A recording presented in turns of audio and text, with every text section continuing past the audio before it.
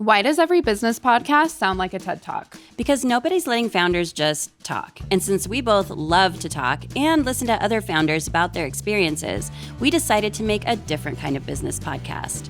I'm Stacie Staub, CEO and co-founder of West and Main Homes and a few other businesses we've built from scratch and plan to keep. And I'm Madie Linder, CMO and co-founder. We've been in business together long enough that there's basically nothing we don't say to each other. With each episode, we bring in a founder who's building for the long game, and we just talk about the real decisions, the hard pivots, and the stuff that doesn't make it to the reels. We are your best friends in business. Your best friends in business with Stacie and Madie. The best advice you ever had, so you won't have to ask your dad. Best friends. So once again, we've had a week. It's a week for sure. We are getting ready to open our brand new Colorado Springs office in downtown Colorado Springs. So excited. And we're in the final stages. Like, it's almost ready. Everything's coming together. It's painted. It's beautiful. Everything's been ordered. And the sign company goes out of business. Yeah, like they just send us an email like, sorry, not sorry. We don't exist anymore. Yeah. I just feel so bad for them, honestly. Like, there's no good way to shut down a business. And there are a few examples of businesses shutting down recently. And I just think, like, there's a way to do it, though, with, like, I don't know, taking care of your current customers. Installing our sign. Yeah. Like, you shut down, but you finish because we paid. Yeah. Yeah. Like, come install, even if it's, like, on your own dime, you know? Yeah. I think between that and then the local yoga studio shutting down recently and leaving, like, 50 instructors, like, high and dry with not even a warning. Yeah. Like, they got an email when their client's dead. And so I just think, like, a little bit of care. A little bit of care. Like, all the way to the end. Take it to the end. See it through. The biggest thing we've been dealing with at the real estate company, too, is that our local bank, which Stacie's been banking with since she was, like... 14. I had a checking account there when I was 14 years old. And I am... old. They had a big corporate takeover, and I will say it's been bumpy. It's not been great. It has not been great. We have a lot of checking accounts there, a lot of savings accounts. You had to physically go and stand in line. And I had a phone number on my account, and I put it through like a background check service, and it was like a dead guy in Arizona. Feels very secure, you guys. Yeah. That's how you want to feel. Yeah. I just think, like, let's just never sell, and then we'll just never have to deal with it. We're never merging. We're never getting acquired. We're never acquiring anything else. We're just gonna keep on keeping on. But I will say, like the theme of our keeping show. on. And when there's bumps in the road, you know, our signs are installed now, thanks to our amazing team in Colorado Springs. But we just had to go ahead and do it ourselves. It's like, well, we need to get open. These signs are printed, and now somebody's installing them. Yeah. No. Yeah. It all ends well on our end, at least. Yes. So, but RIP, local bank, local yoga studio, and sign guy in Colorado Springs. That was sad. So that brings us to our guest today. Does it? Yeah. I mean, she is taking care of people. Best friends. Most real estate agents try to do it all. List your house, find your house, hold your hand through the whole thing. Every client, every time. Marguerite Martin looked at that model and she built something different. She's been selling homes in Tacoma since 2005, but in 2015, she started a side project, a blog and podcast called movetotacoma.com, just trying to give people an honest neighborhood-level look at a city most outsiders don't know much about. That side project became one of the most trusted resources for anyone moving to Tacoma, and it changed how Marguerite thought about her own job. Instead of being the agent who does everything, she became a matchmaker, connecting buyers and sellers with the right agent for their goals, their personality, and their specific deal. 20 years in real estate, a decade running one of the most recognized hyperlocal media brands in the PNW, a Popham Award for community building, and for fun, over 200 skydives. This is a story about reinventing your own role inside an industry that doesn't usually reward reinvention. Thank you so much for being here with us today. Thank you for having me. So excited. And I love, like, we're acting like, you just walked in the door and I haven't seen you. But thanks for coming to town for a few days. Yeah, thanks for letting me use your hair dryer. Yeah, you're welcome. Marguerite's one of the only people that I will, like, when I go visit their city, I'll actually stay with her. Like, I'm a hotel girlie. I like some space. I keep a clean guest bathroom. Yes, yeah. I always feel like super welcome in Tacoma. So I guess we'll just start with the end of your intro, right? So you really reinvented yourself. And honestly, you created something that was unseen in our industry prior to you doing it. Now people are trying to copy it. Let's not get it twisted. But like, you were the OG referral only agent. Yeah. So maybe just share a little bit briefly about like how that came to be. You know, it's so funny. I was just thinking about this morning because I have this financial coach that I've been working with for like 15 years. So whenever I spend like a penny, I have to like categorize it, subcategorize it, and then discuss it with him at the end of the month. It's bananas. And at the time that I was doing Move to Tacoma, he was like, I don't understand. How is this website going to make money? I was like, I don't know.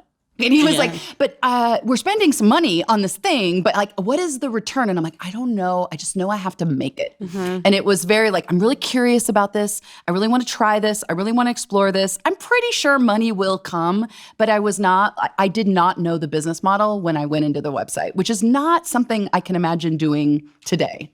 Yeah, and that was when websites were not cheap to build. No, definitely not. And, at the time I had been, since the crash doing social media for hire, basically most of the industry, at the time the average age of an agent in real estate went way up in the crash, right? Yeah. Youngs did not make the cut. And so the youngs that survived were like hustling and doing whatever, right? Because our friends weren't transacting for a while. Yeah. And so like I would do like social media, like blogging. I would create websites and blogs for other agents. I'd set up their Facebook pages or their Yelp profiles and like, just getting paid here and there. And through that process, like learned how to do a lot of things, that I didn't have to hire out. Well, I think in that time too, you kind of realized you didn't love transacting. Yeah. Yeah, it's the worst. Well, and I mean, in my defense, right, it was the worst housing crash in the history of the United States. Like, many tears were shed. Realtors are throwing themselves out of buildings. It wasn't a fun time to be a realtor. No.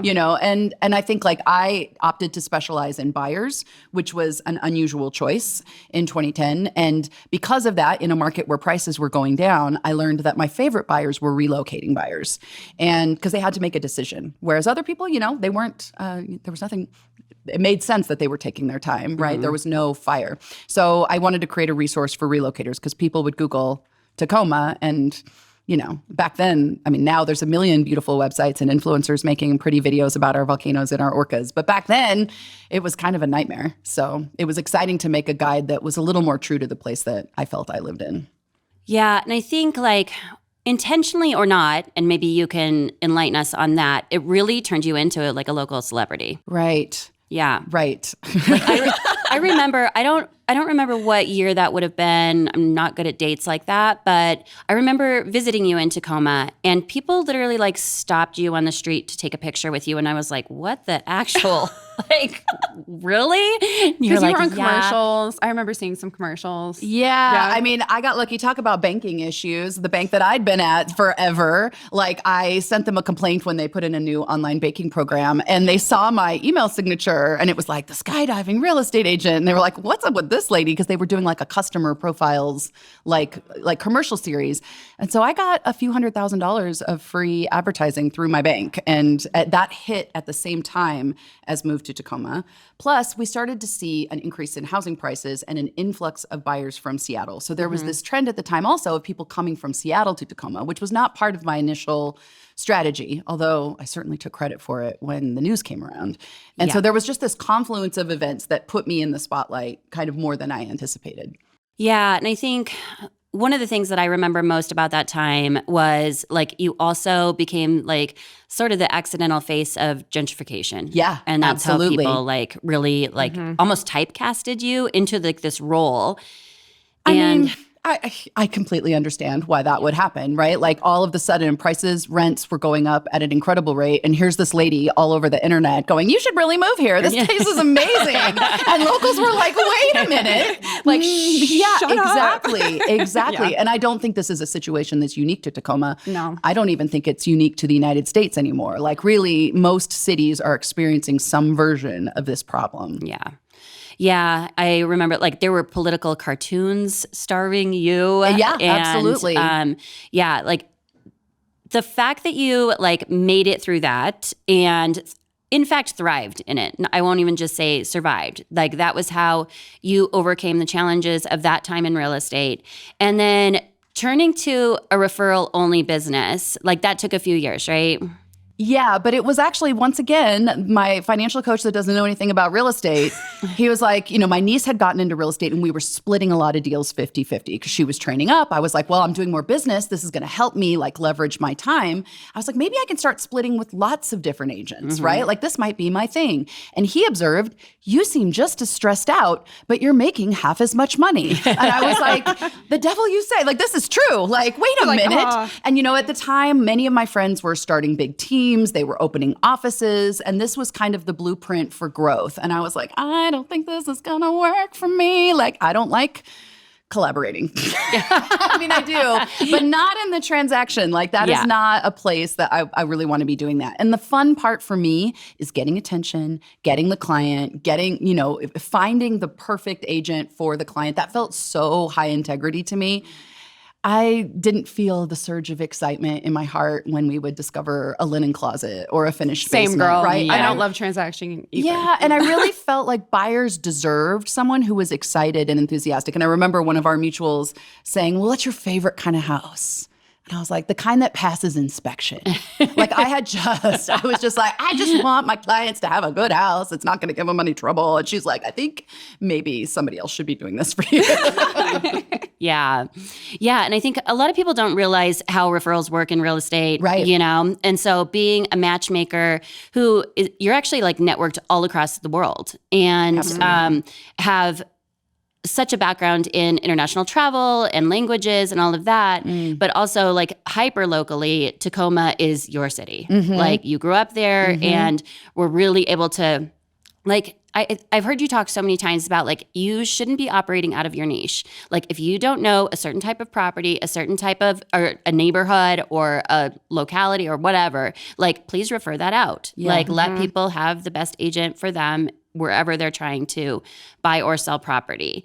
And that was really brave. And I have a hard time like even telling agents here in Colorado not to do that because there isn't enough inventory and there aren't enough deals. Yeah. And so I know I see you. I'm ready to. I see you. I know. And even the National Association has, at their recent meetings, they tried to define and put into the code of ethics a like almost rule that you would disclose if you had a lack of knowledge. Like if you're trying to do a transaction in a place where you don't actually excel. And I don't think they got that passed through, but it's not the worst idea. Like operating in transparency is like both of our love language, all of our love language. Yeah. And I do think that should be part of it, but you really took it like to the granular. Well, because at the end of the day, like what is the biggest challenge realtors face? It is the fact that the normal people, the muggles out there in the world, the non-realtor folk think we're all the same. We have a license, we can all open a door, we can all stick a sign in the yard. They don't know what we do. We didn't know what we did until we got licensed and spent a few years doing it, right? This job is extreme. People do not know. And so they commodify us.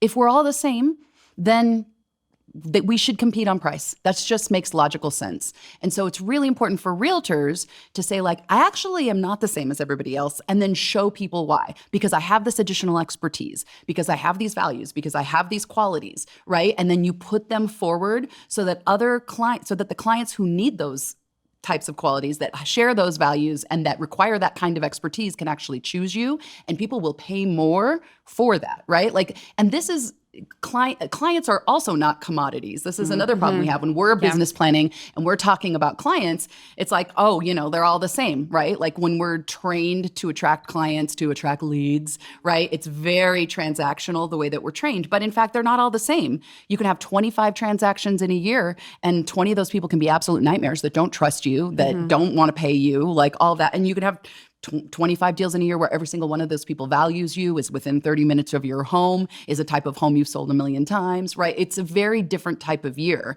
And we don't talk about that enough when we're talking about prospecting because we don't think we can control it.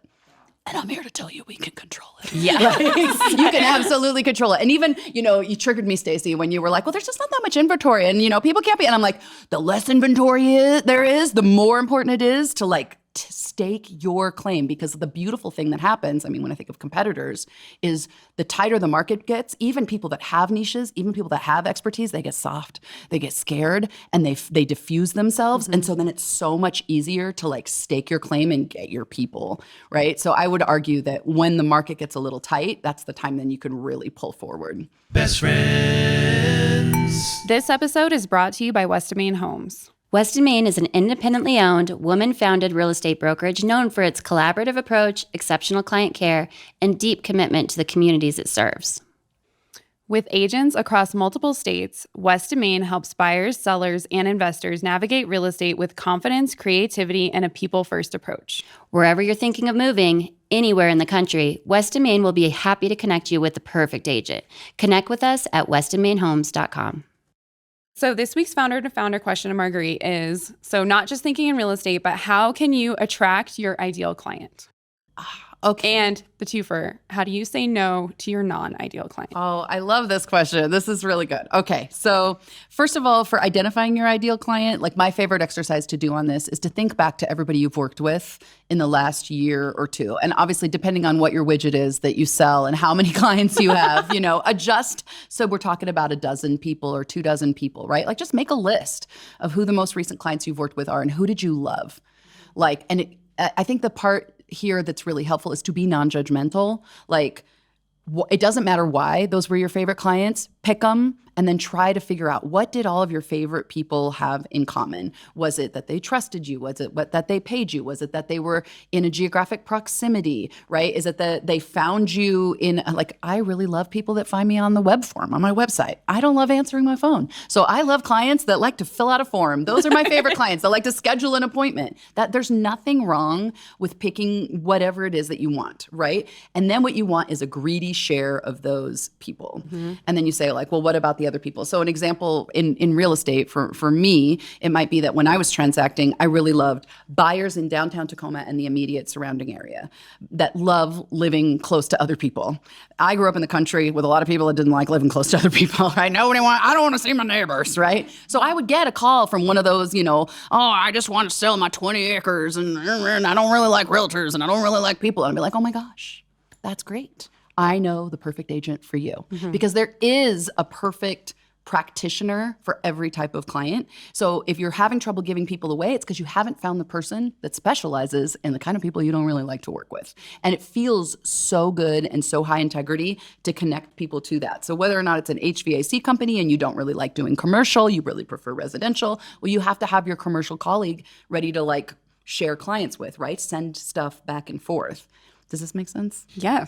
Well, totally. And you've been teaching a workshop about that, this exact subject, this is actually. This is our favorite. Okay. Yeah. It's my favorite one. No, and our salespeople really love it and benefit so much from it. One of my favorite examples is actually my mom, when she went through your workshop, and she decided that she only wanted to work with adorable people. And that doesn't mean physical. No, she means appreciative, that they value what she does for them, that they are someone that she wants to stay in touch with for a really long time because they're pleasant to be around. And she actually told me to stop referring investors to her. Yes. Because I used to work with a lot of investors, and she was like, I don't want to deal with those guys. I want to show houses to, kind people. That's all she wants to do. I have a referral partner. An adorable client would be so wasted on him. He would not even know the client was adorable, and he would definitely not appreciate their adorable qualities. But man, if I give that guy a Californian that's looking for a place to do an Applebee's, he will turn them into a closing within 2 years. Like, this is a literal example. Like, random call, I want to build an Applebee's. 2.5 years later, I get the referral check. The guy bought a $2.5 million apartment complex. Like, investors go where they go, and it's not necessarily like where they think. And that's maddening for most agents that want to do a good job, that want to help people. They're a very specific type of client. You need to have a very specific type of analytical agent to support them. Whereas your mom is like, adorable. And every time she has a closing, I'm like, there's another adorable client. Like, we just know Way that. to go, Stu. And they're both having a higher quality of life. Their clients think realtors are better at their job because they have someone who is actually really good at the thing they're doing, right? Like, it helps, like, I think the whole ecosystem is healthier when we name our expertise and we draw in people that fall under that umbrella, right? Like, everybody's happier. Yeah. And I can think of like so many different, like, especially vendors that I know, like especially contractors, especially, you know, those guys who like really should stick with what they know and love to do, right? You know, and not work out of that scope. So I appreciate that so much. Well, and you have so much more value, right? Like, if I have a cabinet guy that specializes in custom cabinets and the countertops and like that whole kitchen experience, right? But he's trying to go hustle a few roofing side gigs to like make the numbers work that month. His value, his expertise, his cachet goes down. Where if he's just the kitchen guy, right? Like, suddenly, like, well, if you're doing kitchens, you got to call Herb, right? Herb's the kitchen guy. If we find out Herb's been roofing, it's a little distracting. It's like maybe Herb's lost the plot a little bit. Yeah, totally. Best friends. Getting a mortgage is intimidating. It totally is. Luckily, Westway Lending is an independent mortgage company that's all about personalized guidance, helping people get to their home ownership goals. They work with both local and national lenders, so you've got plenty of options, and they take the time to actually find what fits you. Whether you're a first-time buyer, refinancing, want to invest, or just need some advice, Westway makes the whole process feel easy and personal. Start your mortgage journey at westwaylending.com. NMLS number 2374726, Equal Housing Opportunity. That's so interesting and like perfect pivot to what we were talking about last night as we were actually driving back from the airport. And of we're course, always working. Yeah, so we never stop. But like naturally, the conversation like turned to AI. Yes, because you're really in it right now, trying to figure out how to optimize your own AEO. Is that what you would call it? I mean, I don't know what we're supposed to call it right now. I know, but like AI SEO, it's the new SEO, right? Like, Yeah. you want to be found. Yeah. So you were talking about this podcast and you were like, hey, can you put my link? Can you, and like, let's make sure that, you know, AI can find this. Yes. And like, that's obviously important. And we were talking about that from a positioning standpoint as well. Right. The information that is present on the internet, no matter what industry you're in, right? We're not just specifically talking about realtors or real estate. Like any company that's looking to sell any kind of product or service, Absolutely. like has this opportunity right now, I feel like, to really crush it with good content. And if you are a company founder who has been creating good content or has been focused on that original content for a long time, I feel like you're really winning right now. You have a head start. Yeah. So can you give us some examples of like good AEO optimization that you have seen or that you like have like at the front of mind? Well, I can tell you like how I'm thinking about it for me and sort of my colleagues. And, you know, I coach other real estate agents and like helping them be found.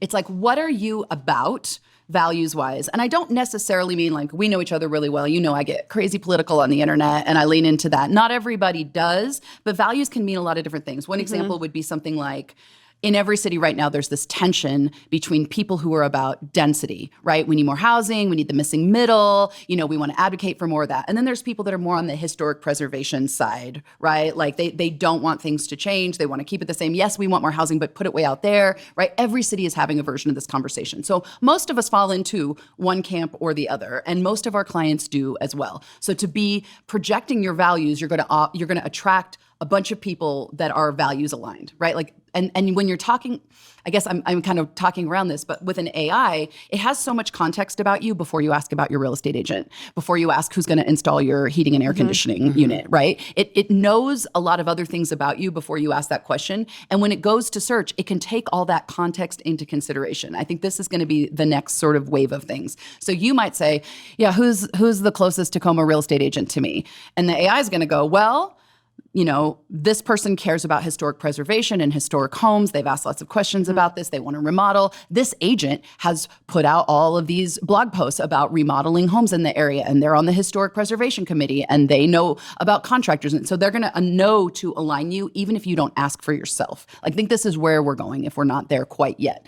Another thing would be like people asking, like I've had people say like, who is the most progressive realtor in Tacoma? And then they'll get me as a result, or they get a couple of other agents who, I'm watching you guys. I'm watching you. I'm looking out for, right? Like we're all kind of, and we're all trying to figure out what is our little corner of the market going to be. And what's so beautiful about that is based on our values and based on what we're passionate about, right? So that can be geography, that can be types of clients. I have a realtor in my office who really loves working with military pilots and commercial pilots in 2 specific geographic areas, which just happen to be pretty affluent areas, right? But this is his particular, there's probably 700 clients a year that match that transaction. This guy only wants 20, right? So you might think that's a hyper niche, but actually he only needs like a tiny portion of that pie.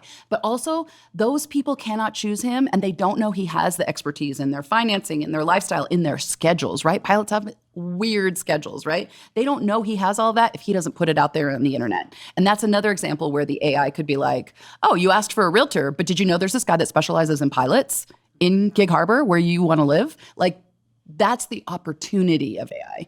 So where do you even start? I was telling you that I did a speaking thing on a panel in Vegas a couple weeks ago, and they kind of asked for one takeaway, like one action item. Yeah. And what I said was like, start with your bio. Like, can you make your bio a little bit more AI reader friendly and a little more specific so that your ideal clients can find you? And I gave the example of, you know, I'm asking Claude as a potential home buyer, you know, tell me the 3 Denver realtors that I should reach out to or know about if I want to buy a mid-century home in Harvey Park. Yeah. You said, and then what did you say to me? Do you remember? No. No, you were saying, okay, that's a fine place to start, but like, right. did you know? The clients don't always know to ask these things. They don't know to ask. And then also, like what you were explaining to me is that the AI crawlers are everywhere.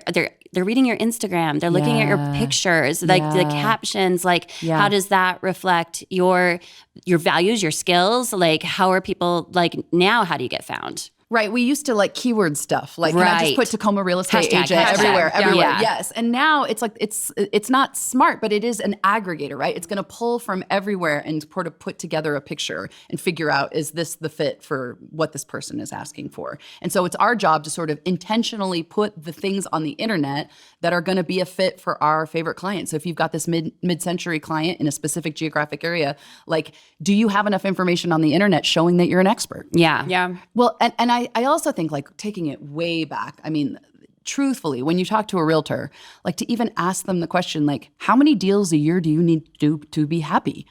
And which kinds of transactions, in what neighborhood, at what price point, what kind of architecture? And they will just start to like squirm, right? They don't feel like they can even want it, which is really interesting. And also, I think it's interesting, like how few people know how many deals they need to do to be happy. And even to have a conversation about marketing and marketing strategy without that information is kind of a waste of time. Because people will start doing like company level hundreds of transactions a year type marketing, keeping it so general, when if you only need a dozen deals a year to be happy, like this is actually quite straightforward, right? Like, and working with the people you want to work with. It's so much, this is easier. If you own a company and you've got to fill a pipeline for 400 agents, that's a very different marketing challenge, right? But if you're an individual wanting to do a couple of dozen deals or fewer a year, this is child's play. And at the moment, and then, I mean, this could absolutely change, but for the moment, like the AI tools are great for finding us if we would just stick our necks out and say what we do better than anybody else. And by the way, that also requires developing some expertise because you don't just say it, you have to actually become it. What are the qualities that a mid-century expert in that neighborhood has? Is that you've lived there your whole life? Is that your grandmother had one of these houses and then you just bought one of these houses and you've been remodeling it so you understand the wiring and the weird sewer lines that they used in the 60s and all that stuff. Like you know more than anybody else and you feel that confidence and it projects into your marketing. Like that's what's required. And so if you don't feel that kind of passion or excitement about your niche, change it. Reassess. Yeah, and I think like there's such a disadvantage for any type of company that either doesn't have, like, that maybe you have a long history, but you don't have a lot of content. Yeah. Maybe you have like so many, you've sold so many of these plumbing widgets or whatever you're trying to hawk, right? Yeah. But like you haven't told the stories about those and you haven't, like, you don't have testimonials from your customers who were very happy with their plumbing widget, you know, and they were, you know, satisfied with the delivery of it and the installation and whatever. And so I think there is like this moment in time where it is time to tell stories. And like, aren't we so good at that? Lucky us. Yeah. Yeah. Well, and like, okay, this is going to be such a weird thing to say, and I don't know how well it'll age, but at this moment in time, remember, we're telling the story to a robot. Yeah. Right? It used to be, if we were going to have to tell this story to a community of people, okay, how are we going to, we have to eke it out over time. We have to tell it in different ways. We have to hit them in these different directions. We literally have robots trolling the internet for anything new all the time. So you can backdate the blog post. You can backdate the case studies. Like I wrote a backdated blog post on an award I won in 2012 recently. My blog's only 10 years old, right? But I'm like, you know what? That happened. It needs to be documented on the internet for the bots to find. Like you can backdate your story. If you've been doing it, just put it out there. If it doesn't exist on the internet, it doesn't exist to these robots, right? So get her done. Yeah, I think think that's a nice message. It's not too late no. at all. Yeah. And go in this moment now. And if it happened, document it. Mm-hmm. But it's not too late to start this because it's kind of overwhelming. Yeah. It's like, oh. It is overwhelming. And I think when you think about like different verticals and even like in this first season of this show, we're talking to like 10 different founders in 10 completely different industries. And like I can think of each of them now and like what they need to do right now to make sure that they're not only being found, but being found in like a positive way. And found for what they do better than anybody else. I think this is the risk, is I do see people out there working very hard to be found by AI, and they're making their presence so generic. And it's like, what a missed opportunity to get out ahead of this, right? Like, narrow it. Yeah, so interesting. And I think there are so many lessons to be learned out of this conversation. So if people have a need for an agent anywhere in the country, right, you'd be happy to matchmake them? Oh, yeah. I mean, if I don't know somebody in the market that you're looking in, like I'm happy to spend a few hours vetting someone. Good for you. That's something that if there's any real estate agents missing or listening, I feel like that's the line, right? Like that's our expertise. We know so much about the business and we're so much better at picking agents than a random person for obvious reasons. Yeah. So if you're looking for a realtor literally anywhere in the world, move to Tacoma.com, fill out the form. Yeah. Don't call her. That's how she wants it. I really love a contact form. You can put yourself on my calendar. I make it real easy. Yes. Amazing. Your best friends in business with Stacie and Madie.